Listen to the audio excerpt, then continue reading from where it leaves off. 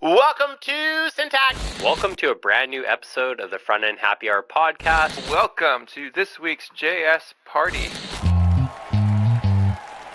Live from Shipshape Studios, this is Whiskey, Web, and Whatnot, with your hosts, Robbie the Wagner and me, Charles William Carpenter III.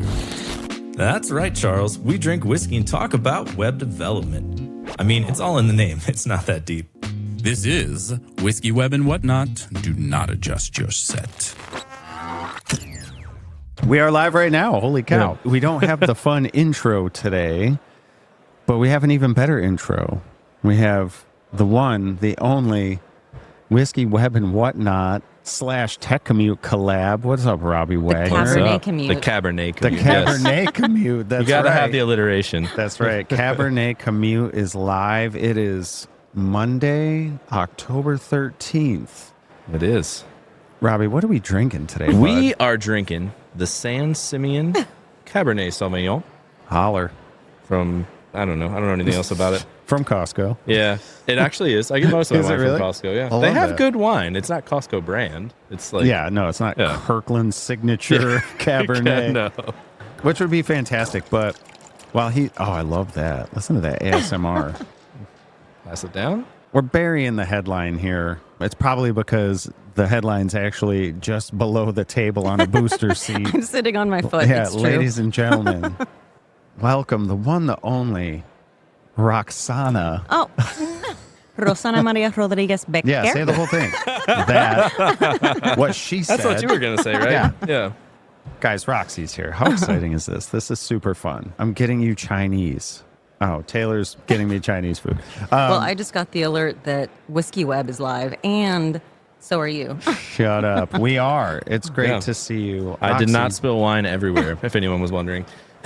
Not on your shirt is indicating otherwise. Yeah, it's like the same color as this. Love that for you.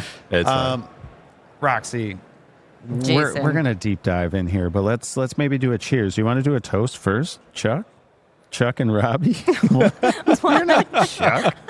Jesus Christ. Cheers. Up, Chuck. I don't have any toast ready for you, but That's fine. So, Roxy, why don't you introduce yourself to everybody that doesn't know who you are? I'm Roxy. I used to work in film. Too soon. I work in education. I am making the transition into tech, and I talk about the Tube Feed Tracker a lot because that's like what I've put out there. I have a talk in a couple weeks at Magnolia Conf. Shout out to Magnolia. one of the conferences in October. One of the many. Roxy, talk to us a little bit about your background. Obviously, in Tech Commute, we kind of deep dive that, and I want to know why tech? What were you doing before that? Where are you transitioning from? From education. Education. So I used to be a math teacher, a middle school math teacher, and then when we started having children, I transitioned into the library. In Texas, you have to have a master's in library and information science to be a librarian, which is super ironic at the moment. Why is that ironic at the moment? Because they're mostly just burning books over there. But, we won't go into that. I think you're supposed to read them. That's the best way to consume the knowledge. But so I've been in the library for a few years now, and it's great because, I'm not tied to a classroom, so I have a little more freedom to do stuff like this. Mm-hmm. And so I dabbled in web development, like super basic stuff, like everyone says, like MySpace. I had a live journal, stuff like that. And then I took a web development course as part of my master's program. And one of the girls in my class needed a lot of help. And so that was really fun. And I was like, oh my gosh, I forgot that I really loved doing this. And one of the roles as a librarian, you do so much stuff. Like, it's not just books. What else is it? I manage the title budget at my school, and like it's a lot of documentation and paperwork and like chasing people around. And I also do the website and social media for our school. And so like I usually do a lot of the graphics. So I manage the website, and so that's also been like super cool. And then through that, people at Lila's at my kids' school found out that I was trying to transition into tech. And so now I volunteer with like PTO. I'm going to do their auction website. And then through that, I am also volunteering with the Houston area suicide Prevention? Hopefully prevention. No, yeah. It's Hopefully the what's the prevention. next word? It's the prevention coalition. Well, I was trying to remember if it was awareness or Wait, prevention. So Hughes, But yes. HSPC? Yes. Yeah. But yeah, Nice. I do help out with their website as well. Yeah, prevention. I was like, is it awareness or prevention? Because just I'm like pretty this sure is we're a all time we aware need of to it. not have a pause. Yeah. No, so what's awful is like whenever I'm writing notes or like trying to schedule something, like I keep putting like suicide meeting or something, and I'm like, okay, this is like probably need to put the acronym in there You might and want to stop workshop like that title. stuff like, oh, I have a suicide meeting at 3 p.m. today. Well, I mean, based on what you said and how you sort of framed it, it sounds like there's a ton of transferable skills there. And I'm curious, like, are you boot camping it or how are you learning how to code? Obviously, that like entry level course at college isn't going to get you there. Yeah, started with Free Code Camp, and then I discovered 100 Devs. And so I've been going through those courses, and I'm a really big part of that community now. There's the whole series going on. I think it's kind of on hold. No, I think it's kind of on I think it's kind of on hold right now because of Hunttober, which is super cool. But yes, it's called the Chosen One series. And it's not What at is all. that? Give us some context, not because at I'm all sure Robbie cult. has no idea what the fuck you're talking about. I don't. So, you know Leon Noel from 100 Devs? What? Is that the Leon from the podcast with Dan? Yes. Okay. I didn't know his last name, The but I know same one. Leon. Yeah. Yeah. I mean, it's not actually his last name. It's just his Oh. I don't first know name if you backwards. noticed. Yeah, it's just reversed. Leon Noel. Yeah. Okay. So in case I anyone love that didn't he know just got that. And you guys Yeah. all got to see it on right. his face, the All right, realization. I'm done. I'll see you guys. Yeah, so he selected somebody from the community to kind of like go through the job hunt process in public. And like you have to do everything the correct way. So since April, like I've been correctly job hunting. And I've had a few interviews recently. I feel like I'm getting close. So it's a great program. Everybody, the community is amazing. We've got Lucas sitting over there. Yeah, Lucas. Troll tweeting. 100 Devers sitting across from us. There's actually several here. Yes. How is that? Tehran, Unique, yeah. Yeah. Dewan, I think I met. And the big... Tehran? No, there's multiple other ones. Anyway, how has that been for you to have kind of an external support system through all of this? 100 Devs community is obviously super supportive and positive. Being a member myself, I totally understand. But like, trying to self-teach or self-learn and then doing that while you're working and having a family, and obviously Daniel, your husband, supports you, but like how important has it been for you as far as progress to have that external support as well? Yeah, so I've been super lucky that my family has been extremely supportive because, especially with like traveling to conferences, and a lot of people, you know, it's like, why do you keep going? Why? And honestly, it's like an investment for myself. And I've been able to like finagle like either discounted tickets or free tickets of all the conferences I've been to. I think I've only paid for maybe 3 of them. And that was mostly at the beginning. I did pay for this one though, because I really enjoy ATO, because I really did enjoy it last year. And so I got an early bird ticket. But yeah, so I'm grateful for their support. Obviously Daniel with the kids and everything every day. And he tries to do it himself, even though my parents are there to help. Yeah, my parents and my sister and my mother-in-law, and they're all helping. So make this possible. The Torque community has been incredibly supportive, as well as the 100 Devs community that we've been talking about. Although being in the job hunt spotlight, definitely it takes its toll because I already have all this pressure that I put on myself. And then, there's the added pressure of like, okay, like everyone's watching and waiting, and somebody over the summer compared it to like a TV show. And I'm like, okay, well, we've hit a plateau and TV show's a little boring at the moment. It's the Truman Show of code. We'll talk about that a little bit. Like, how are you adjusting or how are you handling that? Because, I mean, without it, this is already a hard process. Adjusting to the stress? No, the public eye on your whole journey. So luckily, being a mom that works full time and like most of my spare moments are taken like I'm on my computer or with my kids or whatever, I don't have a lot of time to overthink things. Shut up. Like, I get imposter syndrome, but it doesn't last long because I just don't have the time. Like, I have to brush it off and keep going. Okay, I was going to ask what you meant by it doesn't last long. How do you That's move what I past mean. Like that, though? I don't know. I guess I kind of talk to people, talk to the community, because everybody, they go through the same thing. And that was another thing, because I feel like Leon chose me because I'm a little more social, and that's something that a lot of people need to work on. Like, I have tons of stuff to work on, but the networking Like bit, what? I've been I'm like the serious. I mean, actual studying and coding and Sure. everything. Like, I can always be better. But the fact that, I'm sharing about my imposter syndrome, it resonates with everyone. And I guess just being open about it, I don't know, it just kind of connects everybody. Are you finding that hard? Like that vulnerability? Lately, it's mostly all written out, so it's been really easy. But the first few streams, when we were getting into the hard-hitting subject matter and working on the behavioral interview questions and everything, I think there was one or two where I almost cried. But I was able to compose myself. Well, let me ask you about that. Like, when you think about what caused that emotion, what was that? Like, what was the action that caused that?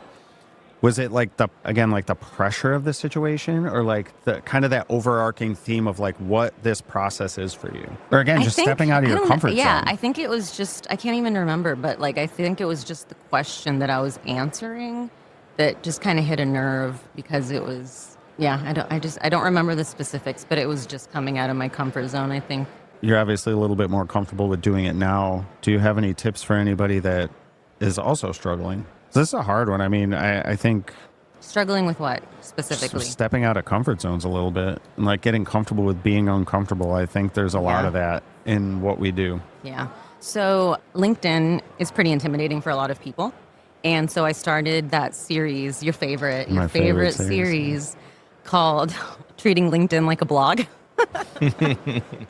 And look, somebody at CYC stopped me, and they were like, hey, you stopped posting your blog series on LinkedIn. I really miss it. I was like, what? And so I had to find you and tell you, because I was like, oh my gosh. Which she did. But it worked. So I posted probably once a week or something, just what I was working on, what I was doing, whatever. And it just helped, because I used to be a blogger. So writing that's not the hard part. It's the putting myself out there on LinkedIn, somewhere that seems like it's totally business. But that helped me with putting myself out there on LinkedIn. And then gradually I talked about what I was working on and what projects I was doing, because I think that was the scarier part, was the building in public. Can you talk about that whole process again for your background, as far as you've done content creation and stuff like that? What's the background there? Oh, yes. So I used to run a lifestyle blog, girfeisty.com. It has since gone away. I completely wiped it from the internet. Because before kids, it was a lifestyle blog, and I collaborated with brands and stuff. And then after kids, it became more of a mommy blog, and I did a lot of brand collabs, but it was Pampers, and then I talked about Sebastian and his condition and everything a lot. And then I was like, you know what? This is just a lot of information, and maybe this stuff doesn't need to be out there, all this private stuff about Sebastian's condition and everything. So I was like, whatever, I'm just going to delete this. And then the next year I was like, oh, and now I want to transition to tech, and all my content is completely gone. So, cool. Hindsight's 2020, I suppose. So I still do some brand collaboration on Instagram. A lot of it is mostly family content, but I feel like I keep it comical. I'll post my kids and stuff in stories, but for example, Lucas saved that picture of the "Oops, you're late" sign, and everybody knows that sign now. It says, "Oops, you're late. Students should be in class by 7:30. Yeah. Do you want to know why everyone knows that? Yeah, I know. I've seen it, yeah. So, yeah. And I actually took, the other day after school, the kids all posed with it, and I got a picture of that. With the why are you infamous late sign. all the time? Because it's freaking 7:30 in the morning. That is pretty early. Because I wake up at 4, sometimes earlier, but they just take forever. Or we're going out the door, someone has to poop, or if Sebastian's vomiting, it's just parent life. Never a dull moment. Never. I love this segue for time management. Let's talk about that, though, because I think that's something that you've probably, I don't want to say mastered, but have certainly worked through and kind of iterated on because full-time job, full-time mom, also trying to learn, like, how are you kind of managing all of this and like still functioning?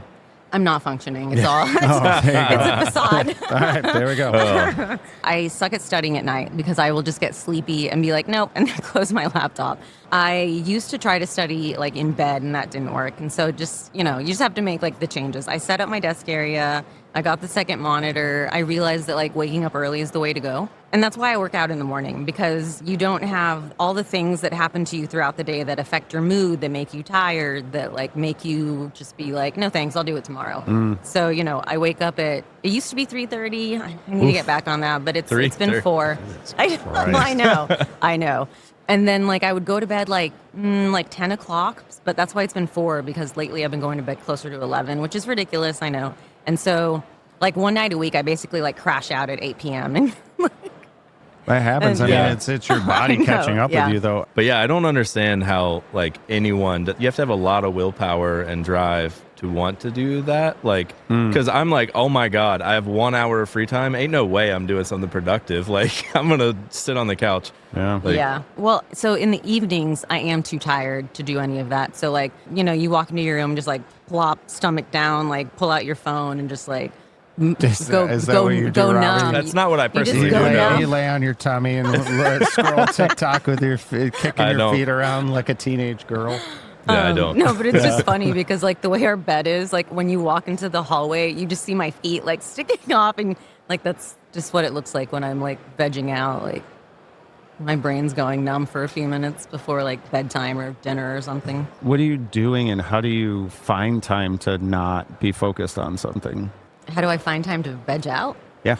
I don't. It just happens. You just kind of, you just need get a brain it when break. you get it. Yeah. I get that. Yeah. Talk to us a little bit about the app, the FeedTube app. Oh, okay. Well, okay. We'll and talk about that. Background. Yeah, I know, I'm going to talk obviously about you've Sebastian. talked about it ad nauseum, but at the same time, I think this is sort of important storyline material for your journey here. Yeah, I know. And I just feel bad because I guess Robbie hasn't heard it 5 million times, so I'll pretend I'm only talking to Robbie.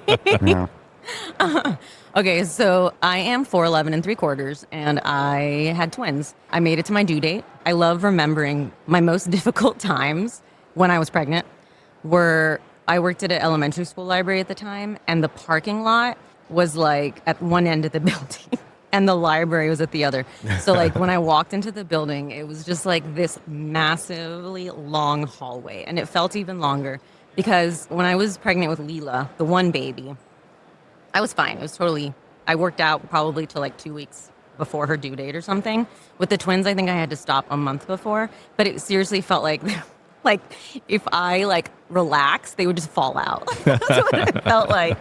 And so like walking down that hallway with like this huge just stomach on this small body, it was one of the hardest things pre-having them, Sure. before having them. So I was super proud that I made it to the due date.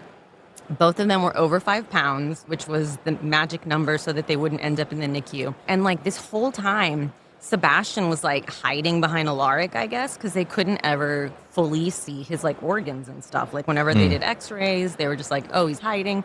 And then I think one of the doctors noticed that like there was more, now I can't even remember. It was like the fluid. There was more in Sebastian's, and normally that would happen if like something was wrong, but like nobody noticed it, nobody caught it. Like my doctor even said like I was like the perfect twin pregnancy, whatever. So then they were born, and obviously they noticed something was up with Sebastian, and they took him right away. And I lost a ton of blood, and I'm anemic, so like I even needed a transfusion. I remember when they took him, like, oh, I looked so out of it. They had him in this like crazy looking container because they had to take him to a different hospital because the one where I had him didn't have like the high enough level NICU to deal with him. I think they drove. I don't think they needed to fly him. But they took him to the downtown hospital. And so he has Bacterial Association. Bacterial is an acronym for 7 different conditions. And if you have 3 of the 7 minimum, you are like under that umbrella, Bacterial Association. And it's super rare. His main one is his respiratory condition. So I talk about that one because The other one is more private, and then one of them's a non-issue anymore. So he had esophageal atresia. That means his esophagus and his trachea were connected. So like if he tried to eat or drink anything, basically it would just all go into his lungs. Yeah. Yeah. So like once the umbilical cord was gone, so that was like the first operation. And he also ended up having an ostomy for like 9 months, but luckily we were able to like kind of deal with that around the 9-10 month mark. So anyway, the respiratory condition comes with like layers. He has asthma on top of that. It's tracheomalacia, so it's basically his trachea is like super floppy. And so he can't get rid of mucus and stuff. So like when you're sick and you're coughing and like you blow your nose or you like cough up phlegm, like he can't do that. So it ends up going into his lungs and he gets pneumonia. And then he also has a laryngeal cleft. Like all of these things are just like things that are common if you already have like this one condition, right? So the laryngeal cleft we only discovered after like the most traumatic experience of our lives. When Sebastian was like 14 months old, he was eating dinner and we were like feeding him, whatever. He starts choking. And so we're like patting him because we're used to the choking because he has some scarring in his esophagus. And so like when he swallows, it partially swallows and then like he swallows again. It's like, it's not in sync. It's like two different swallows or whatever. So it's called a stucky. And like kids with his condition often will have stuckies where it's like something is stuck and usually they'll be able to get it down eventually or they'll throw it up. But he was choking. And so like I flipped him over and was like hitting him on his back. I could feel him going stiff. And so like I was like shoving my hand in his mouth and like I felt his jaw locking up. And like at this point I'm like screaming for Daniel. So Daniel grabs him and he's trying, but he's still like he's turning blue at this point. And my mother-in-law was visiting and she's CPR certified. She's a volunteer firefighter. So she was in her RV. But she had like babysat them all day. So I think she like fell asleep early or something. So we were like banging on the RV, like screaming. Daniel's like doing a rescue breathing, like on Sebastian on the hood of my car. I think he like coughed or something. And like, so he was breathing again. I called the ambulance. I called 911 and the lady was like, ma'am, you need to calm down. Cause I think I was just like screaming. And I wanted to know like how long Sebastian went without oxygen. So whenever we got to the hospital, like I rode in the ambulance with him, his oxygen saturation was still super low. And like while we were in the ambulance, he was vomiting food and like you could hear his chest rattling. Like it was just it was like crazy. So we got to the hospital, they took him back to the OR. And while he was back there, I like looked up our Ring camera and like, I'm pretty sure he went like at least 2 minutes without oxygen. To this day, anything that like he's behind on or whatever, like he's spent so much time in hospitals. Like 2022, he was like 9 hospital stays and they're all like a week or more. This one was 3 weeks because that's when they discovered the laryngeal cleft because he had completely aspirated like his dinner into his lungs. My theory, because he was eating fine and drinking and he wasn't getting sick. So my theory is that when we were like banging on his back, trying to get him to stop choking or like sticking our fingers down his throat, I'm pretty sure that whatever he had going on, I think we made it worse. And I think that that's why now it became like such a prominent thing. So anyway, he gets pneumonia a lot. And all of this to say is he burns a lot of calories just existing. So that's why he has a G-tube now. Like that was the long version. No, I don't usually talk about the choking. I was going to say, I don't think you've really ever shared that. I mean, yeah. I see multiple people here in the chat commenting on this. Yeah, I don't normally talk about the choking because I can't even imagine. I mean, he's a parent. I mean, like the turning blue and like the jaw. Oh my gosh, it's super traumatic. I remember Daniel's like he would randomly have flashbacks like. Every once in a while, something would happen, and he would just like remember like holding this blue child, That's a trigger. Yeah. I mean, something like that, you don't just. Wow. Yeah, and then when he was in the OR, like the doctor came out super stressed because he was like he almost choked again while he was in there. Like it was intense. But yeah, so he has a G-tube now, and he eats by mouth just fine. Like he loves food. I have to get on top of him because sometimes he won't even chew. He's just like eating so much. And I'm just like, child, you have like almost died twice. So I need you to please chew your food. This just in, Whiskey.fund is now open for all your merch needs. That's right, Robbie. We're hearing reports of hats, sweaters, and t-shirts, as well as a link to join our Discord server. What's a Discord server? Just read the prompter, man. Hit subscribe, leave us a review on your favorite podcast app, and tell your friends about our broadcast. It really does help us reach more people and keeps the show growing. All right, back to your regularly scheduled programming. Jesse thinks you're legit a badass, by the way. Thanks, Jeff. But yeah, so he has a G-tube so that he can maybe grow a little bit, because one of my jokes is that, like, obviously my DNA is not, I'm sitting on my foot right now, like my DNA is not going to help him. So we stopped doing the feeds because he eats so much now. So, but that's why he has his G-tube. And so, like, one of the million hospital stays he had in like 2022, 2023, the night shift nurses would struggle to figure out what the heck his feed rate should be, because even the length of time, because he would eat dinner and he would eat breakfast. But if he feeds like up until breakfast, he's not going to eat breakfast. And so it's like, do you want him to get the calories on his own, or do you want him to have a night feed? So that's like the struggle. Based on his weight, he's supposed to have like this many milliliters per hour. But when he's sick, that makes him throw up. And so I have so much like bitterness towards the dietitians that would keep coming in and being like, he needs to eat this. And I'm like, you will vomit all of it if you try to do that. So anyway, I made the tube feed rate calculator. Like, that's what it was the first round, or the first couple of rounds. And it's helped the parents in the G-tube communities advocate for their kids. And like, I just got a message the other day of this woman with 2 babies that have G-tubes. And she was like, I can't believe this, hadn't been invented yet or created yet or whatever. And it was just a really great message and the community that I shared it with like a year ago, they were also like, I'm bookmarking this. I love this. And so I recently upgraded it. I need to forward the original site to the upgrade, because in the upgrade, using OpenAI, you can like search specific formula. So then parents can track the calories as well as the milliliters and stuff. So Why did you decide to make this? I was learning to code at the time, and I mean, I'm still, but I was like in the beginning stages, and that's why it's like the tube feed rate calculators. And I was like, oh, this seems like a project I can do. And I've always been a problem solver. I don't think it's just the math teacher in me, because like even as a librarian, like, you're a resource. I always end up being a resource for people. So it just kind of seemed natural. Daniel's also a math teacher.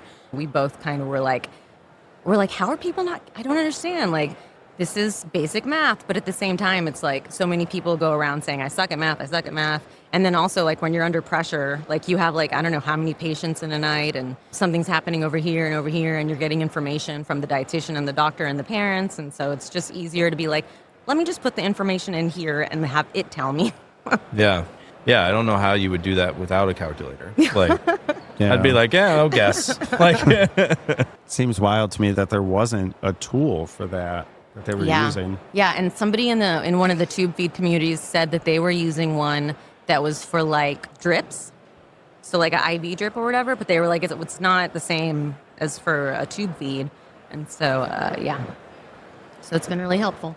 Really cool to see. Yeah. How have you found, I mean, obviously you very much advocate for your kids. Where do you see the disconnect where you will fight to the death for them, but then you struggle to advocate for yourself? This is just based on conversations you and I have had in the past about you're interviewing and like looking for roles, or not thinking that you're good enough to be there yet.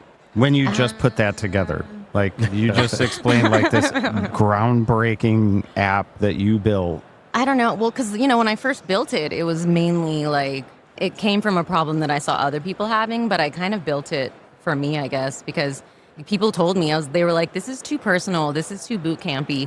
And so like, I wrote it down the other day. I was like, I basically built this for like a traumatized mother in the hospital room at night. Like, so, I made it for me. And then like when other people were interested, I started having to like make it for them as well. I just went off on a tangent that had nothing to do with your question. Yeah, it didn't at all. But that's fine. Probably avoidance. Yeah, good avoidance. Can appreciate that. I'm a psych major. What can I say? Well, I mean, I think it's important to kind of point that out, because I think that you're a very strong advocate when it's something you are like super passionate about, like your kids? They need people to advocate for them because they're too little to do it right now. But I used to do the same for dogs you before. need to advocate for yourself too? I mean, I do. I think that's why I post every day on Twitter, like try to hold myself accountable.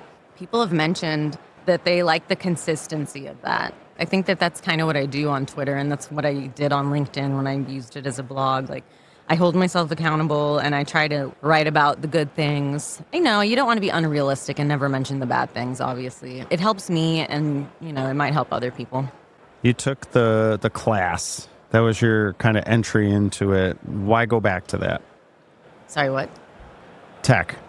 Like you took the class in Oh. college, like that one web design or whatever class. Yeah, but it just reminded me of something that I had done previously that I really liked, because it was a very basic class. Like I got an easy A, and I was glad to help someone else through it as well. So I mean, it felt easy, excuse me. Like, I'm sure Felt easy. obviously like some people needed help, and it was great.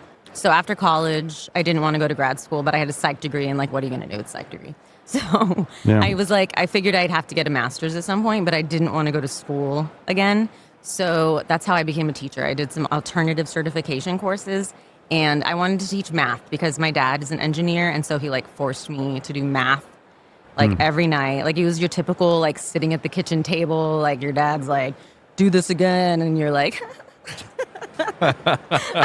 yay, my Cuban dad. I didn't have he's that problem. Do you not have a dad? No, I do have a dad, and he's an engineer, but he didn't do that. He didn't force it upon you. No. So yeah, I got really good at math, and after college, I didn't take a lot of math because with the psych degree, I think I only needed to take like one course. But after college, I was like, well, I used to be good at math, so maybe I can teach it. So I did the alternative certification courses, but I needed like 5 more math courses. No, sorry, I think maybe like 4.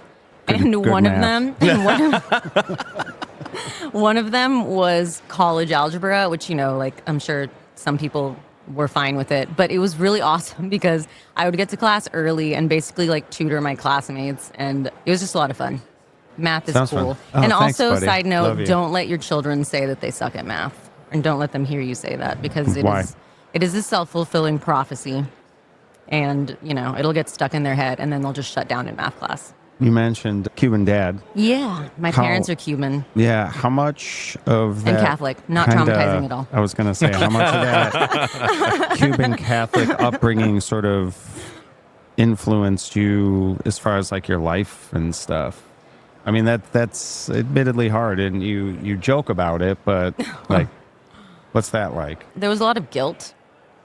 I don't know. We are really close, though. Like, since I've hit adulthood and everything, like, you know, we've got our road bumps and everything. But, like, I was, I guess the first generation born in America in my family. So I'm, like, full-blooded Cuban. But You feel I get any teased pressure with because I that? have an accent. You would think so, because I'm, like, the eldest of my family. But, no. There was always pressure to do well in school. But, like, I was incredibly spoiled. Like, sad to say. I was very spoiled. I was very lucky as a kid. Spoiled how? You got all the Just- Barbies? Yeah, like my parents just. Or what do they call them? El Barbie. Oh my god. El Barbio. No, but like, you know, they want to give you what they couldn't have when they were younger. My parents grew up like before Castro. And then like when he took over, that's whenever like my dad, he tried to escape. Him and like a group of his friends tried to swim out of Cuba. But like one of them Sounds started. far. Yeah, that sounds Jesus. They started treading water like right away. He's like too tired. So they had to like, basically, they were trying to like keep him from drowning basically. And so they got caught and taken to political prison. Do you feel like that's something you should maybe prep for? Yeah, maybe like practice swimming for a long time. Or learn how to Yeah. swim? Yeah. No, you know, desperate times, I guess. Yeah, that's fair.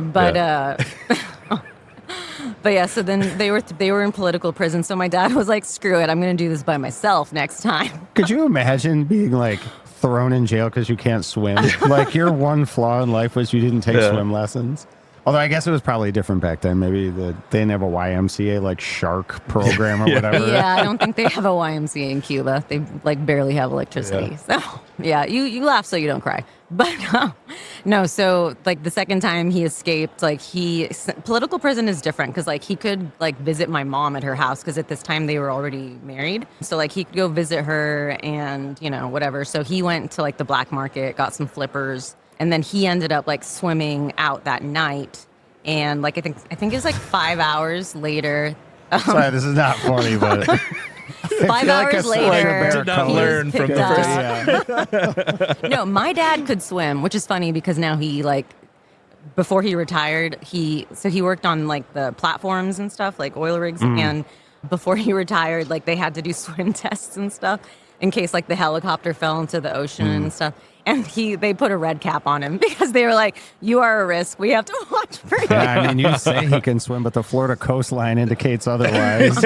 No, but he swam for 5 hours and then he got picked up. Like it was like shark infested water. There were like boats patrolling, so he'd have to like swim underwater and then, until he got past them. Yeah, Jeff said the waters are infested with sharks. Yeah. Oh yes. Wow. So Jeez. yeah. So I don't know. Strong background. Sure. Apparently, I mean, I guess we'll kind of pivot away from tech a little bit as far as this one, but it's like, how has that influenced how you raise your kids? Because I think we've all also had that mental swim lessons are a priority.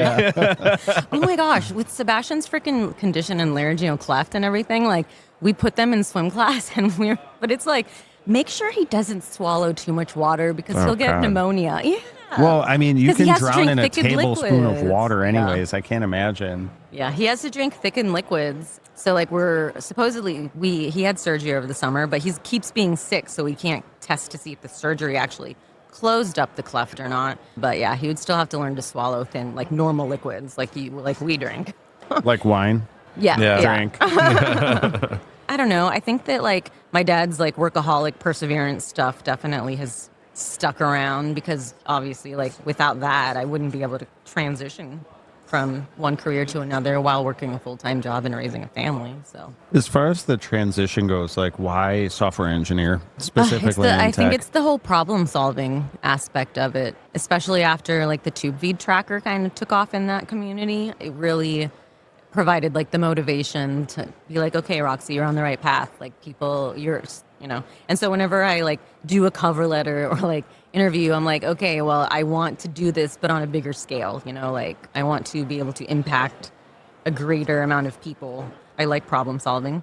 It helps you and it helps me feel fulfilled. The self-awareness moment. And Robbie, I'm going to ask you the same question after she answers this. Biggest weakness and biggest strength. I feel like they might be the same. Which is what? The don't stop till your body falls apart. Don't stop till you get enough. Or don't stop believing. No? Yeah. I think it's like I keep going until like my eyes explode at CYC a couple weeks ago. I freaking never had allergies that bad, and I think it was only compounded by like the stress of like leaving home, going to a conference, interviewing while I'm at the conference. Like it's just like nonstop till your body drops. What's the goal of that? That you feel like you have to keep pushing. So okay, no, I mean that's what it is. But I mean, what's the job do? I think that's the bigger picture. It's the why. The job facilitates things for you. It's not the job. It's what the job can provide for you. So I like through this whole journey with 100 Devs and Leon and everything, like the community has helped me sort of realize that I am leaning more towards like DevRel and community. And so I feel like the fact that like I already said that I end up being a resource, I don't know, really kind of paves the way towards a role in one of those environments. So I think it makes sense. I mean, you have the education background. I mean, I feel like there's a lot of transferable skills there. So that's fair. Robbie, all right. Biggest strength, biggest weakness. No fair. He had more time to prep. I don't know. My brain doesn't work. That's my weakness. Same. He's like, same. Yeah.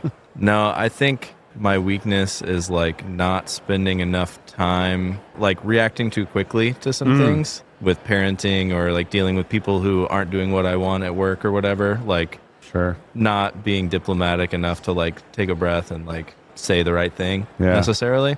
Strength, I don't know. I like to work a lot, so I like to work a like lot. I code for fun after I code, so guess that's a strength. I feel like a lot of people, output. I feel like a lot of people do that. I've noticed a lot of developers' hobby is developing. Yep, it is. Yeah.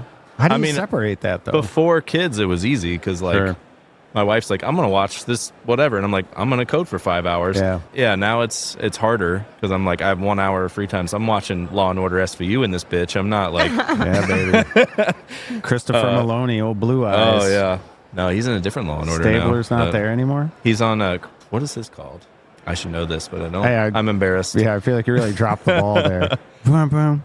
It's whichever one he's on now. It'll come to me at some point, but it's on Peacock only. Like you can't watch it on NBC anymore.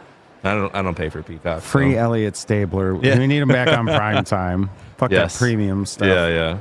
I All right. watch Below Deck on Peacock. What's That's that? that's the one show that I even keep up with. It's like it's complete garbage, but it's not as bad. It's a guilty no judgment, pleasure. but Yeah. it's not as bad as like The Housewives. I mean, we watched The Bachelor series. How does it so- compare to Love Island? That's what I want to know. Oh, I I've don't never even. seen it, Is but I that like Below dating? Deck because it's like you see like rich people's lives, and then you're following the yacht crew that's like serving them like while they're on the boat. I feel like there's a height joke there somewhere that I just cannot get right now. I don't.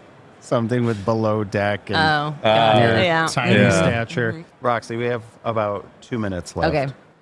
And I want to thank you for this is our first IRL Cabernet commute. I feel like we should do these more. This is pretty cool. Yeah. What's success look like to you? The last question, the final boss. A job. No, Okay. but really like snagging, my first role in tech, and I know that like I'll still have to wake up at 4 a.m. for a while to like learn and like, ramp up and onboard and, know everything I need to know for the role, and, it'll never stop. But I feel like, eventually I'll be comfortable enough I can sleep until like 4:45 and then go to the gym. Wow, sleeping in. Fucking slacker. I still want to go to the gym at 5. Okay, guys. I just, And you want I to get wish up I at could do that. 4:45? Well, I Hell live no. like 10 minutes from the gym. so. Right. And you're somehow envisioning that you're going to be ready and out the door in 5 minutes? What pipe dream is this? I have all my gym clothes set out. I don't have to like do hair and You makeup. could just or sleep anything. in your gym clothes, so you I can used just to. get up. Look, Yeah. that is Life hack. when I first started going to the gym at 5 in the morning. I would sleep in my gym clothes. Like Yeah. slowly, I would wake up early enough to where I wouldn't have to sleep in my gym clothes. But that is how I did it. That's how I started. Yeah, I'm way too sleepy in the mornings. I wake up, Yeah. I'm like, at night, I'm like, you know what? I'm going to work out at 6 a.m. I'm definitely going to. Wake up and I'm like, nah, It's Yeah, no it's way. yeah, no. 6:45 when you wake up. No, I like normally like I used to go to the gym at 5 p.m. and I think my tallest box jump was like 30 or 32 inches, which is almost half my I was gonna height, say, by the it's way. like as tall as you. No Go way on. I would ever try that at 5 in the morning. Like I would just die. I've never Death been by able box, to do stuff like- in the morning. So Yeah. it's just, I can get up early. I can do work, but I couldn't work out. I'm a runner too. Yeah. So it's like, it's dark. Well, Yeah, now I have a don't- handstand competition going on with Noelle, so Oh, shout out Noel. I know. Shout So out you know. Leon Noel. Shout out 100 Devs. Shout out LGBT. Lucas over there. This has been really awesome. Where can people find you, Roxy, that don't already have all I know. of your socials? I'm Roxana Codes on Twitter, and then for some reason my blue sky is different. It's Roxy Rodriquez-Becker. That's dumb. I know. It's a and dumb then, name. No, it's not. I think that like a few people were like, "Wait, Rodbeck isn't your actual last name." It's not, apparently. It's Rodriguez-Becker. Today I That's how learned. my parents say Becker. That's why I say it like Please that. don't do that again. For the love of God. Well, anyway, we're going to get off. Whiskey Web has another episode. We my sure gosh. do. featuring, Stay tuned. Nick The over there. homie Nick Taylor, Yeah. who's standing right off camera here with the He's not beautiful exhausted Patrick at all. and Yeah. Taterhead. He's shaking his head at me right now. But anyway, we're signing off. Thank you again for everybody. I see Jeff and Rich. Rich was here, and Shannon and all the friends. Linda, what up? Are you ready to sign off, Robbie? I'm going to Yeah. do my end thing here. Do it. It's nice to be important, but it's more, But it's more important to be nice. Bye, everybody. You've been watching Whiskey Web and Whatnot, recorded in front of a live studio audience. What the fuck are you talking about, Chuck? Enjoyed the show? Subscribe. You know people don't pay attention to these, right? Head to whiskey.fun for merch and to join our Discord server. I'm serious. It's like 2% of people who actually click these links. And don't forget to leave us a 5-star review and tell your friends about the show. All right, dude, I'm out of here. Still got it.